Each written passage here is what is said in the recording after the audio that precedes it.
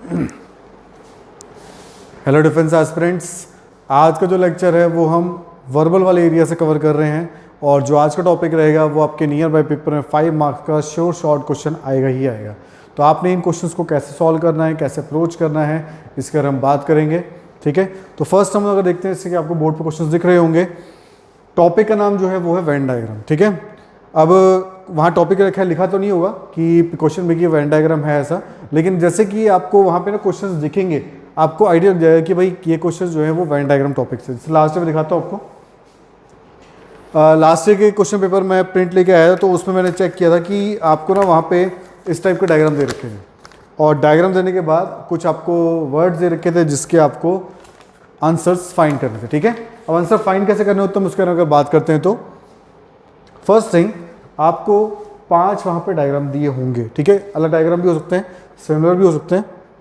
समझाने के लिए मैंने ये 5 डायग्राम ड्रॉ किए हुए। ठीक है, तो अब मैं अगर पहले वाले डायग्राम को थोड़ा गौर से देखता हूँ तो इस वाले में मैंने गौर ये किया कि एक मुझे दिया हुआ है बड़ा सर्कल, उसके अंदर मुझे दिए हुए हैं 2 सर्कल और वो 2 सर्कल आपस में शेयर हो रहे हैं। ठीक है, अब मैं सेकेंड वाला डायग्राम पहुँचा बी में। बी में क्या था कि 2 सर्कल तो शेयर हो रहे थे बट एक सर्कल मुझे बिल्कुल ही अलग से दे रखा था। फिर मैं पहुंचा सी वाले ऑप्शन में। सी वाले में तीनों सर्कल आपको अलग अलग दिए हुए हैं यहाँ पे। फिर मैं पहुंचा डी वाले ऑप्शन में। एक मुझे बड़ा सा सर्कल दिया हुआ है और बड़े सर्कल के अंदर 2 सर्कल दिए हुए हैं और 2 सर्कल अलग अलग दिए हुए हैं, शेयर नहीं हो रहे हैं आपस में। ठीक है, और जब मैं ई ऑप्शन पहुँचा तो ई ऑप्शन में एक सर्कल दूसरे सर्कल के अंदर और तीसरा सर्कल दूसरे सर्कल के अंदर, यानी कि सारे सर्कल एक दूसरे के अंदर हैं। अब उसके बाद ना क्वेश्चन कैसे दिए होंगे, जैसे मान लो क्वेश्चन नंबर 1 दिया हुआ है आपको, ये 5 डायग्राम दे दिए। डायग्राम देने के बाद क्वेश्चन नंबर 1 आपको दिया हुआ है लिली, रोज एंड फ्लावर, 3 आपको डायग्राम वर्ड दिए हुए और आपसे कहता है कि आपने फाइंड करना है कि इन तीनों वर्ड के लिए मोस्ट अप्रोप्रिएट डायग्राम कौन सा होगा। तो आपने ये करना है, लोगों ने जो भी आपको वर्ड दे रखे हैं आपने इन वर्ड्स को एक एक सर्कल मान लेना है। ठीक है, जैसे मान लो लिली को मैंने एक सर्कल मान लिया है, रोज को मैंने एक सर्कल मान लिया है, फ्लावर को मैंने एक सर्कल मान लिया। अब आपने सोचना है कि इन तीनों वर्ड के लिए मोस्ट अप्रोप्रिएट डायग्राम कौन सा हो सकता है। अब देखो, अगर मैं सोचूं लॉजिकली, अब मैं लिली के रंग से बात कर रहा हूं आपसे, तो लिली जो है एक सर्कल मैंने बताया आपको। अब लिली जो है ना वो क्या है, फ्लावर है टाइप की। फ्लावर मतलब क्या, अगर फूल हो गया आपके तो लिली टाइप की फूल हो गई आपकी। और उसके बाद रोज की अगर बात करते हैं आपसे, रोज क्या होगा, रोज भी टाइप का फ्लावर ही है आपका। ठीक है, लेकिन अगर मैं थोड़ा गौर से इसको लॉजिकली और सोचूं, ठीक है, तो मैं क्या गौर करता हूं इसमें कि जो लिली है वो रोज टाइप की नहीं होती, क्योंकि लिली खास बात क्या है, उसमें जो पेटल्स यानी उसकी जो पंखुड़ियाँ होती हैं वो फिक्स है कि वो 5 पंखुड़ियाँ होती हैं आपकी। ठीक है, लेकिन अगर आपसे बात करते हैं रोज़ की, तो रोज़ भी आपका लिली टाइप नहीं होता। क्यों? रोज़ की तो देखा होगा आपने, बनावट अलग है। दूसरी चीज़, उसमें जो पेटल्स यानी पंखुड़ियाँ हैं वो 25 से लेकर 45 पेटल्स से वेरी करती हैं आपकी। तो दोनों ना अलग अलग टाइप के फ्लावर हैं, लेकिन दोनों ही फ्लावर हैं। तो अब मैं अगर इस डायग्राम को मैच करूँ तो ये डायग्राम कौन सी ऑप्शन के डायग्राम से मैच कर रहा है वो आपका आंसर हो जाएगा। अब से मैंने यहाँ पर गौर किया, डी ऑप्शन से मैच कर रहा है, तो वो 2 सर्कल अलग अलग, 2 सर्कल अलग अलग, बड़े सर्कल के अंदर, बड़े सर्कल के अंदर। तो इसका मतलब है कि 1 का जो आंसर है वो हो जाएगा डी ऑप्शन। अच्छा देखो, अभी ध्यान के रखना है, ज़रूरी नहीं है कि इन तीनों का ऑर्डर सेम हो, कि आपने पहला लिली ही लेके चलना है, दूसरा रोज़ ही लेके चलना, ऐसा ज़रूरी नहीं है। ये किसी भी ऑर्डर में हो सकते हैं।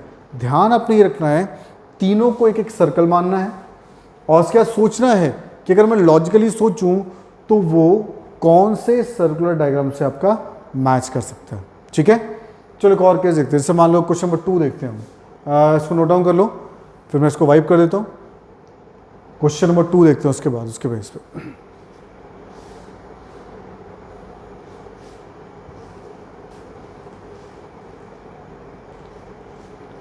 ठीक है, तो क्वेश्चन नंबर 2 पे आते हैं। 2 में आपको दिया हुआ वर्ड प्रिंसिपल, स्टूडेंट और पेरेंट्स। अब मैंने थोड़ा दिमाग लगाया, अब मैंने किया प्रिंसिपल को ना एक सर्कल लेके चल लिया। अब मैंने गौर किया, प्रिंसिपल तो ठीक है, प्रिंसिपल में कुछ प्रिंसिपल पेरेंट्स भी हो सकते हैं। ठीक है, कुछ प्रिंसिपल पेरेंट्स हों, क्या पता कुछ प्रिंसिपल बन गए हो, अनमैरिड हो, ठीक है, पेरेंट्स नहीं है वो, तो शायद वो ये हो सकते हैं। अब मैं अगर पेरेंट्स की बात करूँ तो कुछ पेरेंट्स आपके प्रिंसिपल हो गए, कुछ क्या पता डॉक्टर हो, कुछ इंजीनियर हो, लॉयर हो, या किसी और प्रोफेशन में बिजनेसमैन वगैरह हो, ठीक है। तो हर किसी का अपना प्रोफेशन हो सकता है। तो जो अलग प्रोफेशन वाले जो प्रिंसिपल नहीं है वो इस कैटेगरी में हो गए आपके, जो प्रिंसिपल हैं वो इस कैटेगरी में हो गए। लेकिन अगर मैं स्टूडेंट की बात करता हूँ तो कोई भी स्टूडेंट आपका प्रिंसिपल नहीं होगा और कोई भी स्टूडेंट आपका पेरेंट्स नहीं होगा। अब मैंने इसको थोड़ा तो गौर से देखा तो मुझे 2 वाला जो डायग्राम है वो बी वाले से मैच करता हुआ दिखा। 2 सर्कल शेयर हो रहे हैं आपके, एक सर्कल अलग से दिया हुआ है, तो इसमें भी ये प्रिंसिपल पेरेंट्स शेयर हो गए आपके, स्टूडेंट आपके अलग से हो गए। तो इसका मतलब है 2 का जो आंसर हो जाएगा वो हो जाएगा बी ऑप्शन। तो इसका मतलब है 2 का जो आंसर आएगा वो आएगा आपका बी, ठीक है। इसको नोट कर लो सभी। फिर अगला केस देखते हैं, थर्ड केस में आपको समझाता हूँ, फिर उसके आगे का केस देखेंगे, ठीक है। चलो ठीक है, एक काम करो, थर्ड केस आप लोग सोचो कि थर्ड केस के लिए क्या आंसर हो सकता है। अगर आप थर्ड केस का डायग्राम बनाना चाहो तो कौन सा डायग्राम बन सकता है इसका, ठीक है।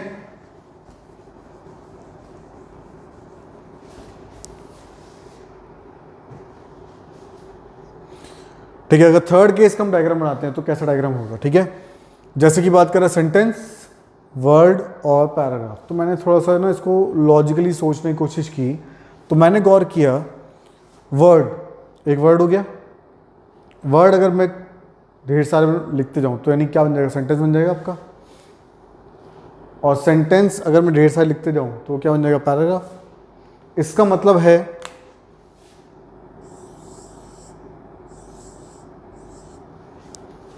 वर्ड से बनता है सेंटेंस और सेंटेंस से बनेगा आपका पैराग्राफ। तो आंसर इसमें क्या हो जाएगा आपका, थर्ड क्वेश्चन का आंसर हो जाएगा आपका ई, क्योंकि वो ई वाले डायग्राम से मैच कर रहा है। तो थर्ड वाले क्वेश्चन का मेरा जो आंसर हो जाएगा वो जाएगा ई ऑप्शन। गुड, ठीक है। चलो फोर्थ सोचो, फोर्थ के लिए क्या हो सकता है, दिमाग लगाओ और मुझे बताओ कि फोर्थ का आंसर क्या हो सकता है अगर हम लॉजिकली अगेन सोचे तो।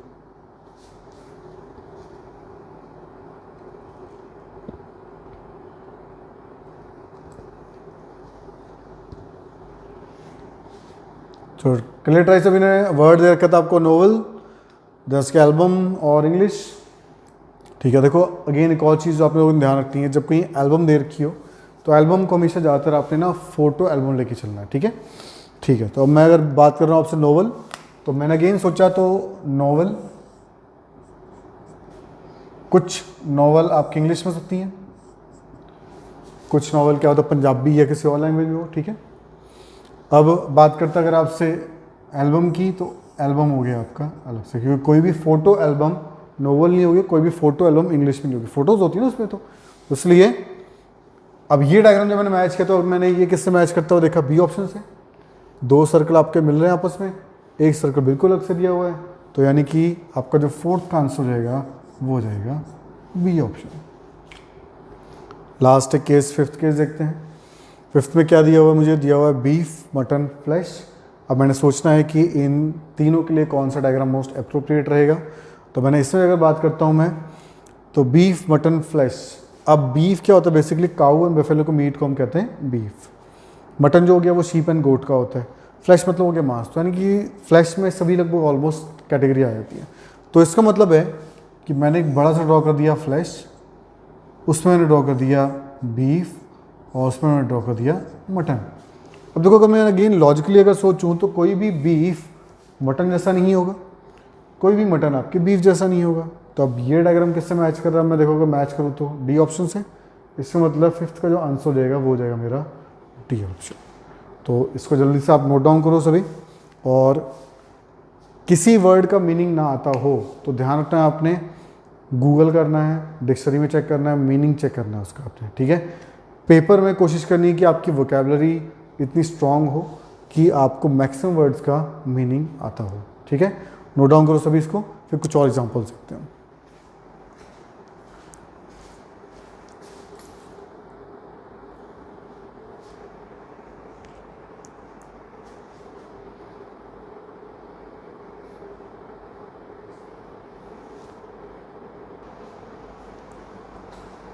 ठीक है, कुछ और एग्जांपल अगर हम देखें तो जैसा कि 6 क्वेश्चन मुझे दे रखा है, उसमें दिया हुआ है मुझे प्लांट, साइंटिस्ट और मैन। ठीक है, तो अगेन अगर मैं इनको थोड़ा सा डिटेल में सोचूं, जैसे कि मैंने आपको पहले बताया था कि हर एक आपने वेरिएबल को एक एक सर्कल मान के चलना है। ठीक है, तो मैंने यह किया प्लांट, साइंटिस्ट और मैन। अब मैंने सोचा प्लांट, ठीक है, क्या कोई प्लांट साइंटिस्ट हो सकता है? नहीं, क्योंकि साइंटिस्ट तो ह्यूमन बीइंग होते हैं बेसिकली। ठीक है, प्लांट साइंटिस्ट कैसे होता है कि प्लांट तो सोच नहीं रहा है। ठीक है, तो साइंटिस्ट हो गया आपका अलग से, और आगे दिया हुआ मैन। तो कुछ साइंटिस्ट आपके मैन हो सकते हैं, अब कुछ क्यों हो सकते हैं? क्योंकि कुछ वुमेन भी हो सकती है ना। ठीक है, तो कुछ साइंटिस्ट आपकी वुमेन हो सकती हैं, कुछ साइंटिस्ट आपके मैन हो गए, तो कॉमन सेक्शन जो बन गया आपका ये वाला डायग्राम बन गया। अगेन कुछ मैन आपके स्पोर्ट्स में हो गए, या कुछ डॉक्टर हो गए, इंजीनियर हो गए, लॉयर हो गए, बिजनेसमैन हो गए, किसी और कैटेगरी में हो सकते हैं। ठीक है, कुछ मैन आपके साइंटिस्ट हो गए। तो मोस्ट अप्रोप्रिएट डायग्राम, क्योंकि कोई भी प्लांट आपका मैन नहीं होगा और कोई प्लांट आपका साइंटिस्ट नहीं होगा, तो ये वाला डायग्राम इस वाले केस में बनेगा।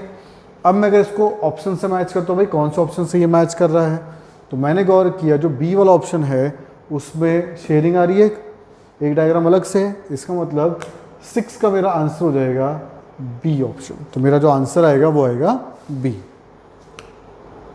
एक और देख लेते हैं अगला, आपको दिया हुआ है सिस्टर, वुमेन और उसके आपको दिया हुआ है मदर। अब हमने सोचना है कि इन तीनों के लिए अगेन मोस्ट अप्रोप्रिएट डायग्राम कौन सा हो सकता है। ठीक है, तो अब मैंने सोचा कि सिस्टर और मदर दोनों ही क्या होंगी? वुमेन होंगी आपकी। ठीक है, तो मैंने यह किया, एक बड़ा सा सर्कल ड्रॉ किया और इस बड़े से सर्कल को मैंने विमेन मान लिया। अब इसमें मैंने ड्रॉ कर दिया सिस्टर। फिर मैंने थोड़ा सा और गौर से सोचा, तो कुछ सिस्टर आपकी मदर भी तो हो सकती हैं। ठीक है, तो यानी कि कुछ सिस्टर होगी आपकी मदर और कुछ सिस्टर मदर नहीं है, वही वाले पार्ट हो गई आपकी। कुछ मदर आपकी सिस्टर्स हैं। ठीक है, कुछ मदर क्या होता है इकलौती हो, सिस्टर ना हो, वही वाला पार्ट हो गया। लेकिन सारी की सारी सिस्टर और मदर आपकी विमेन होंगी, तो इसलिए वो विमेन के अंदर आ गई। अब मैंने अगेन इसको सोचा कि वही ये वाला डायग्राम कौन सा मैच कर रहा है, तो देखो डी वाले में शेयरिंग तो था नहीं, तो शेयरिंग वाला किस में? ए में है। 2 सर्कल आपके शेयर हो रहे हैं और एक बड़ा सर्कल दिया हुआ है, तो ये मैच कर रहा है आपके इस वाले केस के साथ। तो यानी कि 7th का आंसर जो हो जाएगा वो हो जाएगा ए ऑप्शन। तो आपका जो आंसर आएगा वो आएगा ए। ठीक है, 8th वाला सोचो, फिर बताते हैं क्या आंसर हो सकता है लॉजिकली। देखो ट्राई करो सभी बार।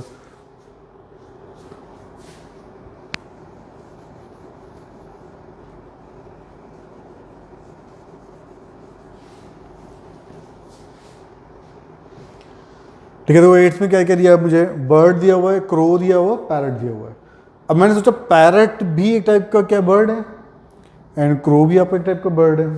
ठीक है, तो इसका मतलब बड़ा वाला सर्कल क्या हो गया आपका? बर्ड हो गया। उसके अंदर मैंने ड्रॉ कर दिया है क्रो और एक मैंने ड्रॉ कर दिया पैरट। तो अगेन मैंने थोड़ा सा लॉजिकली सोचा, तो कोई भी क्रो जो है आपका वो पैरट जैसा नहीं होता और कोई भी पैरट आपका क्रो जैसा नहीं होता। ठीक है, तो दोनों अलग टाइप के बर्ड हैं, लेकिन दोनों ही बर्ड हैं, तो इसलिए जो आपका आंसर हो जाएगा वो हो जाएगा किस ऑप्शन से मैच कर रहा है? देखो ये मैच कर रहा है डी ऑप्शन से। तो इसका मतलब 8th का आंसर हो जाएगा डी ऑप्शन। ठीक है, गुड। 9th देखो, 9th में क्या क्या दिया हुआ है हमें? वेल्स दिया हुआ है, टॉर्टोइस दिया हुआ है और फिश दी हुई है। ठीक है, अगेन थोड़ा सा इसके लिए बायोलॉजिकल नॉलेज होना ज़रूरी है। बेसिक क्लासेस में आपको पढ़ाया गया होगा, वर्ड्स जो मैं बोलने वाला हूँ वो आपने सुने भी होंगे। वेल जो है ना वो बेसिकली मैमल कैटेगरी में आती है। ठीक है, अगर आप लोगों को पता हो वेल और मछलियों में क्या फ़र्क होता है? मछलियों के होते हैं गिल्स। गिल्स का मतलब ये है कि ना वो पानी को मुंह में लेती हैं और उसके बाद उसमें से ऑक्सीजन एब्जॉर्ब करती हैं और बाकी वाटर वो रिलीज़ कर देती हैं। ठीक है, लेकिन अगर बात करते हैं वेल्स की, तो वेल्स आपने देखा होगा हमेशा आपको समुद्र के ऊपर दिखाई देती हैं और वो आपने देखा होगा पीछे से रिलीज़ करती हैं पानी। ठीक है, होता क्या है बेसिकली वेल जो है पानी में डाइव करती है, उनके होते हैं लंग्स। ठीक है, वो क्या करती हैं? ऊपर आती हैं, ब्रीथ करती हैं और फिर पानी के अंदर डाइव करती हैं। तो वेल और एक और मछली है डॉल्फिन, दो ऐसी मछलियाँ हैं जो कि ना आपकी मैमल कैटेगरी में आती हैं। इन दोनों को पानी में डाइव करना पड़ता है, इसलिए आपने कभी भी देखा होगा किसी भी आप सी वाले एरिया में जाते हो, गोवा कभी घूमने जाओगे, कहीं पे भी आप जाओगे घूमने, तो हमेशा आपको डॉल्फिन्स दिखाएंगे, क्योंकि डॉल्फिन्स ऐसी मछलियाँ हैं जिनको ना पानी के ऊपर आना ही पड़ता है, उनको ब्रीथ करना है, ठीक है। तो इसलिए वेल जो आती है ना वो आती है मैमल कैटेगरी में, तो वेल हो गई अलग से वेल। अब मैंने गौर किया टॉर्टोइस एंड फिश दोनों मैमल में नहीं आते, इसलिए वो अलग कैटेगरी हो गई, तो वेल मैंने अलग से ड्रॉ कर दिया। अब मैंने टॉर्टोइस पे पहुंचा। टॉर्टोइस जो क्या है, इसकी खास बात क्या है कि ये जो है पानी में भी रह सकता है और पानी के बाहर भी रह सकता है, ठीक है। तो इसका मतलब है ये हो गया एम्फीबियन कैटेगरी में। एम्फीबियन बेसिकली वो एनिमल होते हैं जो पानी में भी रह सकते हैं और पानी के बाहर भी रह सकते हैं, तो ये दोनों कैटेगरी में लाई कर रहा है आपका, ठीक है। लास्ट है फिश। फिश जो है वो है एक्वेटिक एनिमल, ठीक है। मछली जल की रानी है, सुना भी होगा आप लोगों ने। तो इसका मतलब है जो फिश है वो आपकी एक्वेटिक एनिमल, तो वो प्योरली एक्वेटिक है, वो बाहर नहीं रह सकती पानी के, तो इसलिए तीनों जो है वो अलग अलग कैटेगरी है। अब तीनों अलग अलग कैटेगरी हैं, तो तीनों अलग अलग कैटेगरी के लिए कौन सा डायग्राम पर ड्रॉ किया हुआ है, सी ऑप्शन वाला डायग्राम ड्रॉ किया हुआ है। तो इसका मतलब है कि 9th का आंसर हो जाएगा C option. Last lizard, reptile and crocodile. सोचो इसके लिए, फिर मैं आपको बताता हूँ और फिर हम कुछ और बेटर डिफिकल्ट लेवल के डायग्राम्स के बारे में बात करेंगे, ठीक है। नोट करो सभी इसको, ठीक है। लिजर्ड क्या होती है बेसिकली, छिपकली, दीवार वगैरह पे देखी होंगी आप लोगों ने, ठीक है। रेप्टाइल क्या होता है बेसिकली, वो जानवर जो रेंगते हैं, ठीक है। तो छिपकली भी रेंगती है एंड क्रोकोडाइल भी रेंगता है, ठीक है। दोनों ही रेप्टाइल हो गए आपके, लेकिन छिपकली का साइज़ और क्रोकोडाइल का साइज़ में बहुत वेरिएशन है आपका, ठीक है ना। कोई भी छिपकली क्रोकोडाइल जैसी नहीं होती और कोई भी क्रोकोडाइल छिपकली जैसा नहीं होता। तो इसका मतलब है एक तो आपने ड्रॉ कर दिया बड़ा सर्कल रेप्टाइल, उसके अंदर आपने ड्रॉ कर दिया लिजर्ड एंड उसके अंदर ड्रॉ कर दिया आपने क्रोकोडाइल। तो मोस्ट अप्रोप्रिएट जो डायग्राम बनेगा वो बनेगा इस पैटर्न में, ठीक है। क्या बनेगा, रेप्टाइल के अंदर लिजर्ड एंड क्रोकोडाइल, दोनों अलग अलग कैटेगरी हैं, तो दोनों अलग हुए। अब ये किससे मैच कर रहा है, आपके डी वाले ऑप्शन से मैच कर रहा है। इसका मतलब है 10th का जो आंसर आएगा वो आएगा डी ऑप्शन। तो नोट डाउन करो सभी इसको। अगेन वर्ड्स के मीनिंग आपको पता होने चाहिए, वर्ड मीनिंग पे थोड़ा सा जोर लगाओ, रीडिंग हैबिट को इम्प्रूव करो, ताकि आपको डिफ़िकल्ट कोई वर्ड अगर मिले तो आपको उसको सॉल्व करने में आसानी हो, ठीक है। नोट करो सभी इसको, फिर हम कुछ और एग्जांपल्स देखते हैं।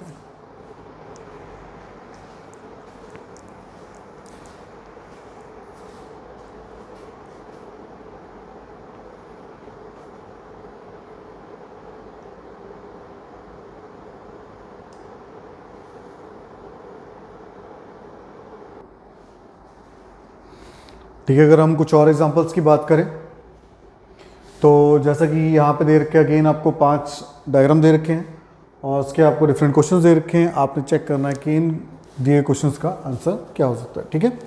तो इससे कि हम बात करते हैं, फर्स्ट जो केस आपको दे रखा है मार्बल, फिर आपको दे रखा है एनिमल और फिर आपको दे रखा है गोट्स, ठीक है। अब आपसे बोलता है कि इन तीनों वेरिएबल के लिए कौन सा डायग्राम आपका मोस्ट अप्रोप्रिएट या सर्कुलर डायग्राम कौन सा बढ़िया हो सकता है। अब मैंने सोचा मार्बल फर्श को भी कह सकते हैं, ठीक है, मार्बल फर्श आते हैं, या फिर आपने देखा होगा कंचे, पंजाबी में वर्ड बंटे भी बोलते हैं, तो मार्बल जो है कंचों को भी बोलते हैं, ठीक है। तो एनिमल, अब कोई भी मार्बल आपका जो है वो एनिमल तो होगा नहीं, तो आपने एनिमल को अलग से ड्रॉ कर दिया। अब मैंने सोचा कि अगेन एनिमल जो है, गोट जो है क्या एक एनिमल ही है, तो गोट जो है वो एनिमल के अंदर ड्रॉ कर दिया मैंने, ठीक है। तो कोई भी गोट जो आपकी मार्बल जैसी नहीं होती, ठीक है। तो अब ये डायग्राम बन रहा है इस वाले केस में, तो ये डायग्राम किससे मैच कर रहा है, सी वाले ऑप्शन से। बाहर वाला जो सर्कल हो गया एक तरीके से वो हो गया एनिमल, उसके अंदर वाला पार्ट जो हो गया वो हो गया गोट, और जो अलग से डायग्राम हो गया वो क्या हो जाएगा आपका मार्बल। तो यानी कि सी ऑप्शन से हमारा डायग्राम मैच कर रहा है, तो इसका मतलब है 11th का जो आंसर रहेगा वो हो जाएगा सी ऑप्शन, ठीक है। 12th देखते हैं, 12th में क्या बोल रहा है आपसे। 12th आपको देखा है स्टैम्प, पेन और चौक। अब तीनों जो है ना वो लिखने वाले मोड है, लेकिन अब मैं अगेन अगर सोचूं तो क्या स्टैम्प पेन की तरह चल सकता है, नहीं। क्या स्टैम्प चौक की तरह चल सकता है, नहीं। कोई भी पेन आपके स्टैम्प जैसा नहीं होगा, कोई भी चौक पेन जैसा नहीं होगा, तीनों ही अलग अलग टाइप की कैटेगरी है। अब तीनों अलग अलग टाइप की कैटेगरी हैं, तो अगर मैं इसको डायग्राम मैच कर सोचूं तो बी ऑप्शन से मैच होगा एक तरीके से। स्टैम्प हो गया, पेन आपका अलग से हो गया, चौक आपका अलग से हो गया, तो इसका मतलब है कि 12th का जो आंसर हो जाएगा वो हो जाएगा बी ऑप्शन। ठीक है, अलग एज देखते हैं, आपको दिया हुआ है कि डेज, मंथ और ईयर। अब मैंने यहाँ चेक किया डेज, मंथ, ईयर, तीन आपको दे रखे हैं अलग अलग। अब डेज बेसिकली क्या है, जब वो ढेर सारे इकट्ठा हो जाएंगे, दिन जब इकट्ठा होंगे ढेर सारे, तो क्या बन जाएंगे वो मंथ, और मंथ आपके इकट्ठा हो जाएंगे तो क्या बन जाएंगे आपके ईयर। तो इसका मतलब है कि डेज आप जब मिलाते होंगे तो बन जाएंगे मंथ, और मंथ मिलाते होंगे तो क्या बन जाएंगे वो आपके ईयर। तो इसका मतलब ये मैच कर रहा है मेरे डी ऑप्शन से, तो 13 का जो आंसर है वो जाएगा आपका डी ऑप्शन। ठीक है, अगला क्वेश्चन 14 देखो सभी बार, सोचो कौन सा डायग्राम हो सकता है आंसर। क्या क्या वर्ड दिया हुआ आपको, रशियन, पीपल, जर्मन।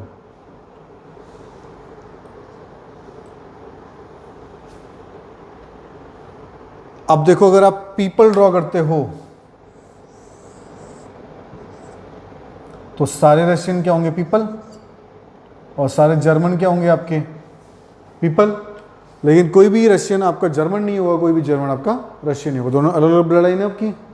तो इसलिए ये डायग्राम किससे मैच कर रहा है, देखो ए से मैच कर रहा है कि बाहर वाला जो सर्कल हो गया वो हो गया आपका पीपल, ये हो गया रशियन, ये हो गया जर्मन। तो इसका मतलब है कि 14th का आंसर आएगा आपका ए ऑप्शन। 15 देखो सभी एक बार, क्या क्या वर्ड दिया आपको, दिल्ली, लखनऊ और उत्तर प्रदेश। अच्छा, आप सभी को पता ही होगा उत्तर प्रदेश की कैपिटल क्या है, लखनऊ। ठीक, गुड। अब लखनऊ जो है वो उत्तर प्रदेश की कैपिटल है, इसका मतलब क्या हुआ अगर मैं थोड़ा सोचूं तो उत्तर प्रदेश की जो कैपिटल है वो उत्तर प्रदेश के अंदर आएगी, इसमें लखनऊ जो है आपके उत्तर प्रदेश के अंदर होगी। And Delhi is A union territory, सभी को नॉलेज होगा इसके बारे में। तो दिल्ली जो है वो यूनियन टेरिटरी है, लखनऊ कैपिटल है, किसकी कैपिटल, उत्तर प्रदेश की, यानी कि उत्तर प्रदेश के अंदर ही हो गया लखनऊ। और ये डायग्राम मैच करते हैं हम, किससे मैच कर रहा है आपका, देखो ये मैच कर रहा है सी वाले ऑप्शन से, कि बाहर का सर्कल हो गया उत्तर प्रदेश, उसके अंदर वाला हो गया आपका लखनऊ, और दिल्ली जो है वो हो गई आपकी अलग से। तो ऑप्शन सी से मैच कर रहा है, तो 15 का जो आंसर हो जाएगा वो हो जाएगा सी ऑप्शन। नोट डाउन करो सभी इसको, फिर हम आगे देखते हैं।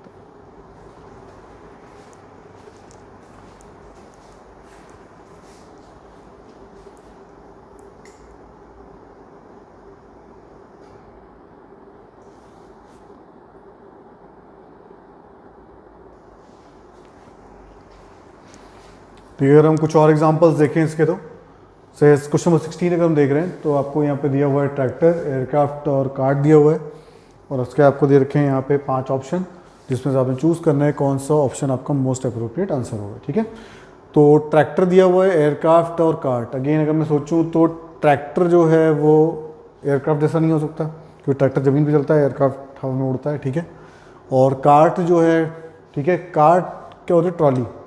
तो ट्रॉली जो है वो ट्रैक्टर जैसी नहीं होती, अलग होती है, बिना ट्रैक्टर को चल भी नहीं सकती। ठीक है ना, ट्रैक्टर में खुद का इंजन लगा होता है, ट्रॉली में इंजन नहीं होता। और जो ट्रॉली है, कार्ट जो है वो एयरक्राफ्ट के जैसा भी नहीं हो सकता। ठीक है ना, तो तीनों ही अलग अलग कैटेगरी है। इसका मतलब क्या हुआ कि अगर मैं लॉजिकली सोचूं तो ट्रैक्टर और उसके बाद एयरक्राफ्ट और फिर कार्ट, तो तीनों ही अलग अलग कैटेगरी हैं, और तीनों अलग अलग कैटेगरी हैं, तो किस डायग्राम से मैच कर रहा है, बी से। तो 16 का आंसर हो जाएगा मेरा बी ऑप्शन। ठीक है, अगर आपको दिया है ओरिएंटल, कॉन्टिनेंटल और मुगलई। ठीक है, अब मैं अगर बात करूँ इनके बारे में, तो कॉन्टिनेंटल फूड सुनी हो सभी ने, तो ये तीनों ना डिफरेंट टाइप के फूड है आपके। तो ओरिएंटल फूड क्या होता है, जो स्पेसिफिकली किसी स्पेसिफिक जगह से ना ओरिएंट हुआ हो, उसे हम बोलते हैं ओरिएंटल फूड। ठीक है, कॉन्टिनेंटल फूड क्या होता है, जो स्पेसिफिक कॉन्टिनेंट में खाया जाता है। जैसे आपने सुना होगा पिज़्ज़ा, पास्ता यूरोप कॉन्टिनेंट में खाया जाता है, इसलिए उसे हम बोलते हैं कॉन्टिनेंटल फूड। देन बात करते हैं मुगलई, मुगल टाइम के जो वॉरियर्स फूड खाते थे, ठीक है ना, वो फूड्स को हम कहते हैं मुगलई फूड। तो तीनों जो है वो डिफरेंट डिफरेंट टाइप के फूड कैटेगरी हैं, तो इसलिए तीनों अलग अलग हैं। तो तीनों अलग अलग कौन सा रहेगा, बी ऑप्शन। तो 17 का आंसर जो हो जाएगा वो हो जाएगा बी। 18 देखते हैं। 18 में आपको दिया हुआ है चेस गेम्स एंड हॉकी। अब मैंने सोचा chess is a type of game, ठीक है, और हॉकी भी टाइप ऑफ गेम है, ठीक है, लेकिन चेस जो है वो आप इंडोर गेम कैटेगरी में आते हैं वो, और जो हॉकी है वो आउटडोर कैटेगरी में आती है। इसका मतलब क्या हुआ, ठीक है, आपने बड़ा सर्कल ले लिया बाहर का, गेम्स, चेस भी एक गेम है, हॉकी भी एक गेम है, but chess is a outdoor game and hockey is a indoor game. तो तीनों जो है इस टाइप का डायग्राम फॉर्म करेंगे। अब ये डायग्राम देखो कहाँ कौन सा ऑप्शन से मैच कर रहा है, तो मैंने थोड़ा गौर किया तो ए वाला डायग्राम से मैच कर रहा है। दो अलग चेस हॉकी और दोनों ही क्या आपके गेम्स, तो बड़े सर्कल के अंदर आ गए। इसका मतलब है 18 का जो आंसर हो जाएगा वो हो जाएगा मेरा ए ऑप्शन, ठीक है। 19 बॉडी, देन उसका ब्लड और वेन्स। अब ये तीन आपको दे रखे हैं। अब मैं अगेन थोड़ा सा नॉलेज वाइज सोचूं तो ब्लड जो है वेन्स में आती है, और वेन्स कहाँ होती हैं, बॉडी के अंदर। तो इसका मतलब है एक दूसरे के अंदर है ये। अब एक दूसरे के अंदर वाला आंसर कौन सा हो सकता है आपका, डी ऑप्शन से मैच कर रहे हैं, तो इसका मतलब 19 का जो आंसर हो जाएगा वो हो जाएगा डी ऑप्शन। 20th आपको दे रखा कंट्री, उसका नेपाल और इंडिया। अब अगेन अगर मैं इसका डायग्राम सोचूं तो country, Nepal is a type of country और India is a type of country. But again Nepal और इंडिया दोनों अलग कंट्री हैं आपकी। अब दोनों अलग अलग हैं, इसलिए ये डायग्राम किससे मैच कर रहा है, ए ऑप्शन से। तो 20th का जो आंसर हो जाएगा वो हो जाएगा ए ऑप्शन, ठीक है। तो जल्दी जल्दी इसको नोट डाउन करो। कोई वर्ड का मीनिंग ना पता हो तो अगेन आपने अपनी वोकेबलरी पावर इंप्रूव करना है, ताकि पेपर में कोई क्वेश्चन आपको आता है, कोई वर्ड आपको मिलता है, तो आपको कम से कम वर्ड का मीनिंग पता हो, ताकि आप उसको प्रॉपरली एनालाइज कर सको, नोट डाउन करो सभी इसको।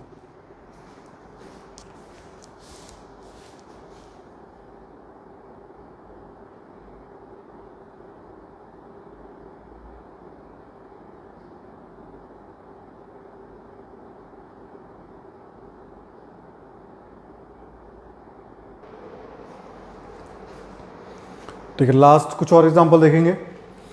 जैसा कि आपको दे रखा है यहाँ पे 5 डायग्राम दे रखे हैं, और 5 डायग्राम देने के बाद आपको डिफरेंट यहाँ पे क्वेश्चंस पूछे हैं, ठीक है। तो इस बार डायग्राम थोड़ा सा अलग है, और जो अब हम क्वेश्चन सॉल्व कर रहे हैं वो थोड़ा सा डिफिकल्ट लेवल वाले क्वेश्चन, ठीक है। जब इस टाइप के क्वेश्चन आएंगे तो सॉल्व कैसे करें। आपको दिया पुलिस, क्रिमिनल और उसके बाद थीफ। अब देखो, जब भी बात करें कभी भी क्रिमिनल की, तो criminal is a broader spectrum, और थीफ जो है जब भी कहीं थीफ को चोरी करता है तो उसका पुलिस में क्रिमिनल रिकॉर्ड बनता है, ठीक है। या अगर आपने वर्ड सुना हो सभी ने, तो इसलिए ध्यान रखना है आपने। इसमें क्या होगा, पुलिस तो होगी अलग से, फिर आपने ड्रॉ कर दिया क्रिमिनल, और क्रिमिनल के अंदर आपने क्या ड्रॉ कर दोगे, थीफ, यानी कि जो थीफ है वो आपके क्रिमिनल के अंदर आ जाएगा, ठीक है। ठीक है, तो अब ये डायग्राम अगर मैं मैच करूँ तो किससे मैच करेगा, देखो ई वाले ऑप्शन से। ई वाले ऑप्शन में क्या दिया हुआ कोई तरीके से, पुलिस अलग से होगी आपकी, उसका क्रिमिनल, और क्रिमिनल के अंदर क्या हो जाएगा आपका थीफ। इसका मतलब है कि 21 का जो आंसर रहेगा वो हो जाएगा ई ऑप्शन, ठीक है। क्वेश्चन नंबर 22 देखो सभी, सोचो कि क्या डायग्राम हो सकता है इसका, क्या क्या वर्ड दिए हुए हैं आपको, फिजिक्स, बायोलॉजी और उसके बाद जूलॉजी, ठीक है। तो आपको अगेन थोड़ा सा नॉलेज के बेस पे है ये। बायोलॉजी की आगे फर्दर अगर डिटेल आप पढ़ते हो तो 2 फील्ड में कन्वर्ट होती है, वो एक जूलॉजी और एक बॉटनी। तो फिजिक्स जो है आपकी अलग कैटेगरी हो गई। इसका मतलब क्या होगा, फिजिक्स बनेगी आपके अलग से फिजिक्स, और उसके बाद बायोलॉजी, और बायोलॉजी के अंदर क्या हो जाएगी आपकी जूलॉजी। तो अगेन ये डायग्राम किससे मैच कर रहा है, देखो आपके ई वाले डायग्राम से मैच कर रहा है। ई वाले में क्या है आपका फिजिक्स हो गया बाहर, बायोलॉजी, उसके अंदर क्या हो जाएगी आपकी जूलॉजी। इसका मतलब है कि 22 का आंसर भी आएगा आपका ई ऑप्शन। 23 ट्राई करो सभी, सोचो। मैक्सिमम बच्चे इस क्वेश्चन को गलत करके आते हैं, थोड़ा सा ध्यान देना है आपने। 3 आपको वर्ड दिए हुए हैं, वुड, शूज़ और उसके आपको दिया हुआ है चेयर, ठीक है। तो मैंने पहला लिया वुड बीच में, ठीक है। कुछ चेयर आपकी वुड की होती हैं, कुछ चेयर आपकी प्लास्टिक की होती हैं, कुछ आपकी लोहे की स्टील की भी होती हैं, तो शायद ये पैटर्न हो जाए आपका। शूज़ की अगर बात करते हैं ना, तो मैक्सिमम जो शूज़ आपने देखे होंगे वो देखे होंगे आपने लेदर के, क्लॉथ के, रेक्सिन के, इस टाइप के। लेकिन कुछ शूज़ होते हैं जो कि आपके ना वुड के ही बनते हैं, जिससे हम कहते हैं क्लॉग। तो इसलिए शूज़ यहाँ पे आएगा, ठीक है। बाद में कभी टाइम हो तो आप चेक कर सकते हो। क्लॉग बेसिकली क्या होता है, बैले डांस में जो यूज़ होने वाले शूज़ हैं, क्योंकि उनको टोज पे खड़े होना होता है, तो वुड के शूज़ पहनते हैं वो लोग, ठीक है। तो उन शूज़ को हम कहते हैं क्लॉग। इसलिए कुछ शूज़ भी आपके वुड के हो सकते हैं। तो वुड बीच में, चेयर और शूज़ साइड साइड में। तो इसका मतलब अगेन मैं सोचूं तो वुड यहाँ पे हो गया, शूज़ और चेयर। अब ये किससे मैच कर रहा है, मेरे सी ऑप्शन से। इसका मतलब है 23 का जो आंसर हो जाएगा वो हो जाएगा सी ऑप्शन, ठीक है। 24th garments, flower and coat.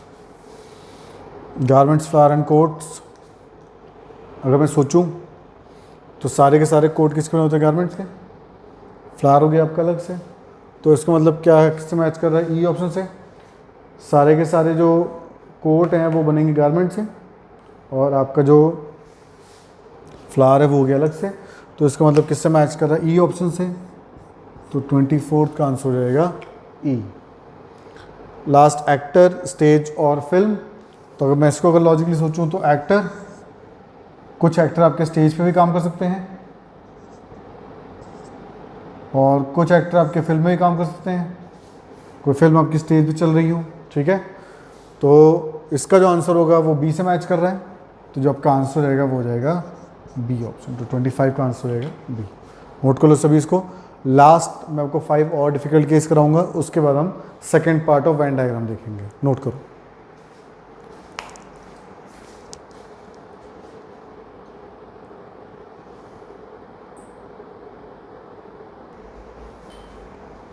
ठीक है, लास्ट एक 3 केस देखते हैं। पहला आपको दिया हुआ है पीपल, इंटेलिजेंट और रिच, और उसके दिया सिस्टर, कज़न, फीमेल, ठीक है। तो मैं फर्स्ट वाला केस देख रहा हूँ, 26 की हम बात कर रहे हैं। थोड़ा सा अलग केस है और थोड़ा सा एनालाइजिंग वाला केस है। अब देखो पीपल की बात कर रहे हैं, फिर इंटेलिजेंट दिया आपको, उसके बाद फिर दिया आपको रिच। अब देखो आपने ड्रॉ किया पीपल। अब एक चीज़ ध्यान रखना है, जो रिच होंगे ना वो सिर्फ और सिर्फ पीपल ही होंगे, क्योंकि बाकी जानवरों या फिर बर्ड्स वगैरह को पता नहीं कि भाई पैसा क्या होता है, ठीक है। तो यानी कि ह्यूमंस को ही पता है सिर्फ, तो इसलिए रिच जो होंगे वो होंगे सिर्फ पीपल। अब बात करते हैं आपसे इंटेलिजेंट की। तो इंटेलिजेंट जो है वो आपका इस कैटेगरी में, क्योंकि कुछ पीपल आपके रिच और इंटेलिजेंट हो सकते हैं, कुछ पीपल आपके इंटेलिजेंट हों पर वो रिच ना हो, कुछ पीपल आपके इंटेलिजेंट रिच दोनों ही ना हो, ठीक है।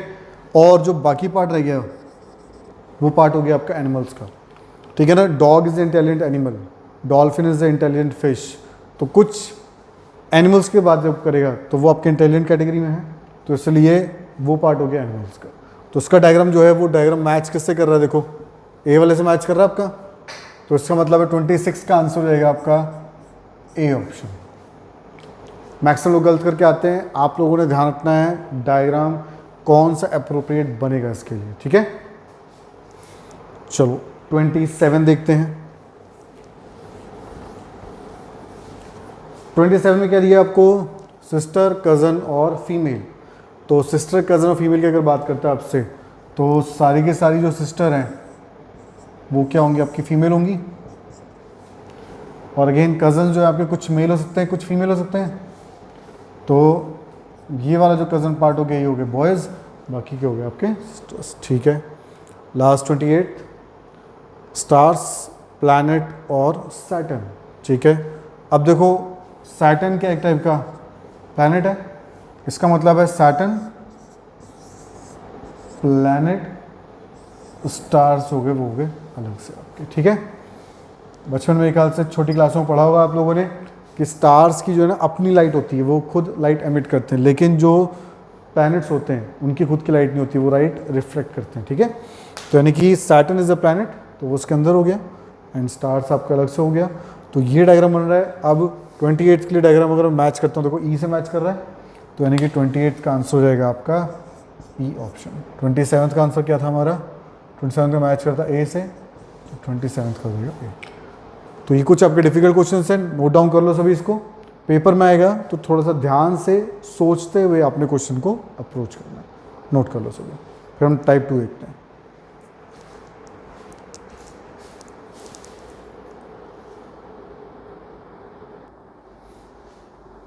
ठीक है, तो नेक्स्ट केस देखते हैं।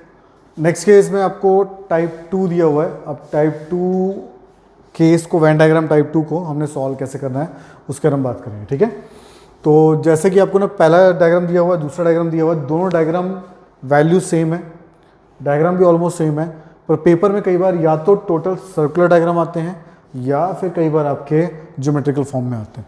तो घबराना नहीं है, दोनों का मतलब सेम ही है लगभग।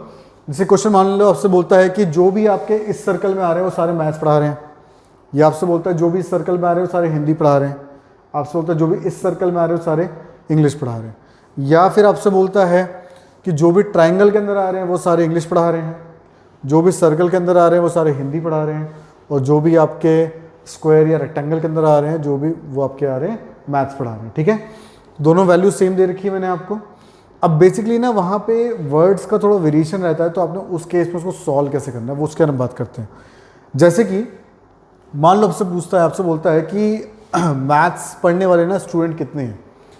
अब उसने पूछा मैथ्स पढ़ने वाले कितने, तो आपने क्या करना है, मैथ्स बॉक्स में चेक करना है, टोटल जो टोटल स्ट्रेंथ है वो आपकी मैथ्स पढ़ने वाली है। ठीक है, अगर बात हो तो मैं सर्कुलर मान लो डायग्राम दे रखा है, तो सर्कुलर में जो मैथ वाले सर्कल में सारे के सारे बच्चे आ रहे हैं ना, वो सारे के सारे आपके मैथ्स कैटेगरी में जाएंगे। अब देखो मैंने गौर किया, पहले देखो मुझे 11 दिखा, फिर मुझे दिखा 9, देखो 9 भी मैथ्स के अंदर आ रहा है ना, तो 11 + 9 कितना हो गया 20, उसके बाद ये 8 भी क्या है मैथ्स के अंदर आ रहे हैं आपके, तो 20 + 8 कितना हो गया 28, और उसके बाद 3 ये भी क्या मैथ्स के अंदर है आपके, तो 28 + 3 कितना हो गया 31, यानी कि मैथ्स पढ़ने वाले बच्चे कितने हो जाएंगे आपके 31। गुड। अगर आपसे बात करता है ओनली मैथ्स की, अब देखो वर्ड का ध्यान रखना आपने, जैसे ही आपको वर्ड दिखाई देता है ओनली, इस केस में आपने सिर्फ और सिर्फ वही चूज करना है जो आपसे पूछा गया है। और यहाँ क्या पूछा, ओनली मैथ्स स्टूडेंट, वो आपसे कह रहा है सिर्फ मैथ्स पढ़ने वाले बच्चे कितने, सिर्फ मैथ्स पढ़ने वाले, तो ओनली मैथ्स पे क्या ध्यान रखना है, वो वैल्यू लेनी है जो सिर्फ और सिर्फ मैथ्स में आ रही हो, बाकी कहीं शेयरिंग में ना आ रही हो। ठीक है, नहीं आनी चाहिए वो, तो यानी कि वैल्यू कितनी आ रही है आपकी 11, तो आपका आंसर हो जाएगा 11। तो डिफरेंस ध्यान देना आपने। ठीक है, अगर बात करेगा आपसे मैथ्स ओनली की, तो आपने सिर्फ मैथ्स ओनली वाली वैल्यू लेनी है। अगर आपसे बात करता है मैथ्स की, तो मैथ्स में जितने भी एरिया में बच्चे आ रहे हैं वो सारे के सारे मैथ्स में काउंट होंगे आपके। ठीक है, डिफरेंस याद रखना सभी ने। अच्छा, मान लो आपसे बोलता है कि मैथ्स एंड हिंदी पढ़ने वाले बच्चे कितने हैं, तो मैथ्स और हिंदी की बात कर रहे हैं। इस बार आपको इंटरसेक्शन एरिया देखना है। ठीक है, अब ये मैथ्स वाले, ये हिंदी वाले, तो मैथ्स और हिंदी 8 + 3 कितना हो गया आपका 11। इसका मतलब है मैथ्स और हिंदी पढ़ने वाले बच्चे कितने हो जाएंगे 11। अगर मान लो क्वेश्चन आपसे पूछता है maths and Hindi but not English, क्या पूछा उसने, मैथ्स और हिंदी वाले तो चाहिए पर इंग्लिश वाले नहीं होने चाहिए।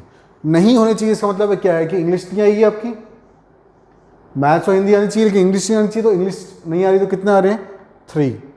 और इन केस मान लो आपसे क्वेश्चन पूछता है कि ऑल 3 सब्जेक्ट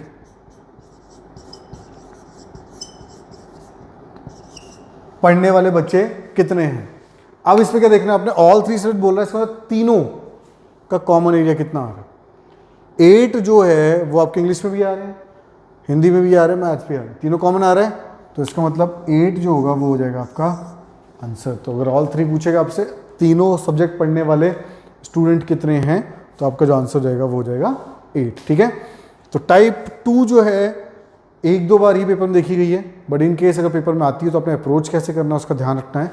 तो चाहे ज्योमेट्रिकल डायग्राम आए चाहे आपका सर्कुलर डायग्राम आए, दोनों में अप्रोच आपने सेम रखनी है, ध्यान रखना है। और खास तौर से ओनली वर्ड का ध्यान रखना है कि अगर ओनली वर्ड बोलेगा आपसे तो आपकी वैल्यूज़ क्या हो सकती हैं। ठीक है, तो इसी के साथ आज का टॉपिक खत्म होता है आपका। चीज़ें नोट डाउन कर लो आप सभी, और प्रॉपरली कॉन्सेप्ट क्लियर होने चाहिए। ज़्यादा क्वेश्चन सॉल्व करने के लिए अगेन मैं कहूँगा कि आप एक्स्ट्रा बुक रेफ़र कर सकते हो, ऑनलाइन क्वेश्चन सर्च कर सकते हो, वेन डायग्राम टॉपिक आप देख के, ठीक है, और उसके बेस पे आप क्वेश्चन सॉल्व कर सकते हो। लास्ट ईयर के आपके एफकैट के पेपर भी डाउनलोड कर सकते हो, उसमें भी जो आपके वेन डायग्राम क्वेश्चन दिए गए हैं आप उनको भी सॉल्व कर सकते हो। तो अगर कॉन्सेप्ट आपको क्लियर हुआ है तो काइंडली सब्सक्राइब आवर चैनल, ताकि ज़्यादा से ज़्यादा जो वीडियोज़ आपको डलती हैं वो आपको दिख सकें, जो कॉन्सेप्ट क्लियर होने चाहिए आपके वो प्रॉपरली क्लियर हो सकें, और आप ज़्यादा से ज़्यादा क्वेश्चन अटेंड करके सॉल्व करके एफकैट का पेपर क्लियर कर सकें। अगर आपको वीडियो समझ में आई है, कॉन्सेप्ट क्लियर हुआ है, तो kindly press the like button, ताकि हम फर्दर फ्यूचर में और बेटर वीडियोस डाल सकें। थैंक यू, नोट डाउन कर लो इसको।